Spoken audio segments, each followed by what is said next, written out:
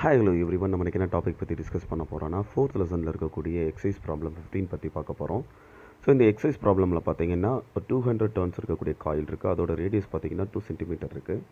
So இந்த காயிலோட கோ axial என்ன இருக்குன்னா இன்னொரு லாங் சொலினாய்டல் இருக்குது. ஸோ அதோட லென்த்து பார்த்தீங்கன்னா அதோட ரேடியஸ் பார்த்தீங்கன்னா 3 சென்டிமீட்டர் இருக்குது.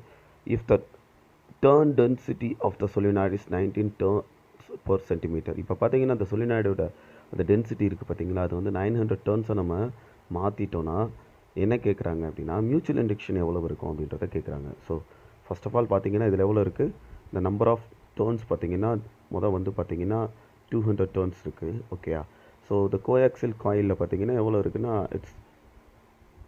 எவ்வளோ இருக்குன்னா 900 டர்ன்ஸ் இருக்குது. ஓகே. இப்போ பார்த்தீங்கன்னா இப்போ 900 டர்ன்ஸை நான் என்ன செய்யறேன் per சென்டிமீட்டர்னு கொடுத்துருக்கோம். அப்போ மீட்ரு கன்வெர்ட் பண்ண எவ்வளோ வரும் உங்களுக்கு, N2 is equal to 90 into 100. Okay. அப்போ என்ன வந்துடும் உங்களுக்கு 9000ன்றது கிடச்சிரும். ஸோ இப்போ என்ன செய்ய போகிறேன், மியூச்சுவல் இண்டக்ஷன் ஃபார்முலா என்னன்னு தெரியும் உங்களுக்கு, μ0 N1 N2 A divided by L. தென் பார்த்தீங்கன்னா what is μ0 4 pi into 10 power minus 7. Then N1 is 200. Then N2 is 9000. தென் பார்த்தீங்கன்னா pi is 3.14. R ஸ்கொயர் வந்து பார்த்தீங்கன்னா 2 into 10 power minus 2 the whole square. Then L பார்த்தீங்கன்னா 1 இருக்குது. So இது எல்லாத்தையும் multiply பண்ணால் நம்மளுக்கு லாஸ்ட் என்ன கிடைக்குதுன்னா the mutual induction is 2.839 into 10 power minus 3 Henry அப்படின்றது கிடைக்குது. இதில் கேட்ட கொஷின் கொஞ்சம் தெளிவாக புரிஞ்சுக்கோங்க. ஸோ ஆல்ரெடி இருக்கக்கூடிய ஒரு கோஆக்சியல் சொலினாய்டு அதோட டர்ன்ஸை வந்து இந்த இடத்துல டிஃபைன் பண்ணலை.